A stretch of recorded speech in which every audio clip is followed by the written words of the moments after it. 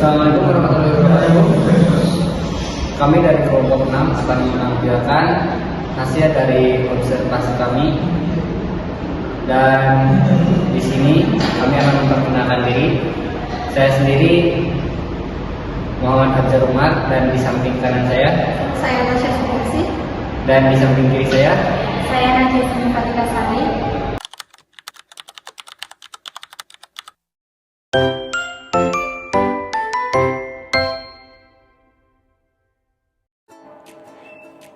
Yang pertama yaitu teori kognitif.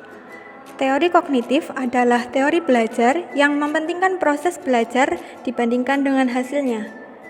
Teori ini menyatakan bahwa pada proses belajar, seseorang tidak hanya cenderung pada hubungan antara respon dan stimulus saja, melainkan bagaimana perilaku seseorang dalam mencapai tujuan belajarnya.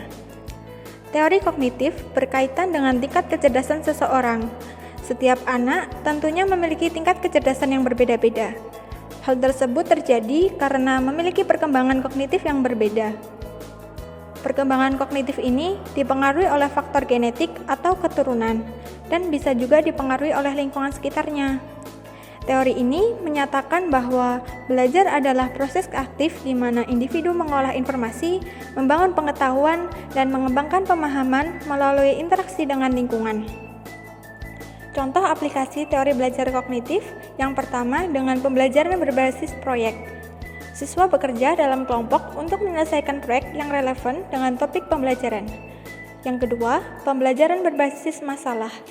Siswa dihadapkan pada masalah yang harus dipecahkan dan mereka harus menggunakan pengetahuan dan keterampilan untuk menyelesaikannya. Yang ketiga, pembelajaran berbasis inquiry. Siswa diarahkan untuk menemukan jawaban sendiri melalui proses inquiry dan penemuan. Dengan demikian, teori belajar kognitif dapat membantu guru dan pendidik untuk memahami proses belajar dan mengembangkan strategi pembelajaran yang efektif dan meningkatkan hasil belajar siswa. Teori sosiokultural dari Lev Vygotsky menjelaskan bahwa anak belajar melalui interaksi sosial dengan orang lain, seperti guru, teman, dan orang tua. Jadi, belajar tidak hanya dari buku atau guru saja, tetapi juga dari lingkungan sosial di sekitar anak. Inti pemikiran Vygotsky ada 3 konsep penting yang mudah diingat. Interaksi sosial, anak belajar lebih baik saat berinteraksi dengan orang lain yang lebih tahu. Guru, teman yang lebih pandai, atau orang tua. Contohnya, anak belajar berhitung sambil bermain jual beli bersama temannya. Kedua, zona perkembangan proksima atau ZVD, Zone of Proximal Development. Ini adalah jarak antara kemampuan anak saat ini dan kemampuan yang bisa dicapai dengan bantuan orang lain. Contohnya, anak belum bisa mengerjakan soal penjumlahan 2 angka sendiri, tapi bisa kalau dibimbing guru. Itulah ZVD. Yang ketiga, scaffolding, bantuan bertahap.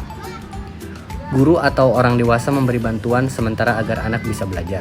Jika anak sudah bisa, bantuannya dihapus sedikit demi sedikit. Contohnya, guru awalnya memberi contoh menulis huruf, lalu anak meniru dan lama-lama menulis sendiri. Kesimpulan dari Vygotsky, anak berkembang karena bantuan dari orang lain melalui interaksi sosial dan bahasa. Jadi, dalam pendidikan sekolah dasar, belajar harus aktif, interaktif, dan kolaboratif. Guru berperan sebagai pembimbing, bukan hanya memberi materi. Anak belajar bersama, bukan sendiri. Teori perkembangan representasi kognitif Jerome Bruner menjelaskan bahwa perkembangan cara berpikir manusia terjadi melalui 3 bentuk representasi, yaitu enaktif, ikonik, dan simbolik. Ketiga tahap ini menunjukkan bagaimana seseorang menyimpan dan memahami informasi. Yang pertama yaitu representasi enaktif. Pada tahap ini, seseorang belajar melalui tindakan langsung. Pengetahuan diperoleh lewat gerakan, pengalaman nyata, dan praktek. Contohnya, anak belajar mengingat perbedaan antara apa itu buah-buahan dan hewan-hewan. Yang kedua, representasi ikonik.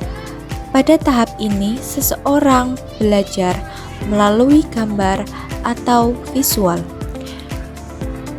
yaitu Seseorang dapat memahami sesuatu tanpa melakukan tindakan langsung, tetapi melalui bayangan atau ilustrasi. Contohnya, anak bisa mengenali hewan dan buah-buahan dari gambar.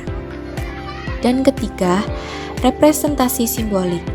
Tahap ini menggunakan simbol-simbol seperti bahasa, huruf, dan angka. Seseorang bisa berpikir abstrak dan memahami konsep yang tidak terlihat. Contohnya, anak bisa menghitung tanpa melihat benda nyata. Brunner menekankan bahwa belajar adalah proses aktif. Seseorang membangun pengetahuannya sendiri dari pengalaman, visualisasi, dan simbol, lalu menghubungkannya dengan lingkungannya.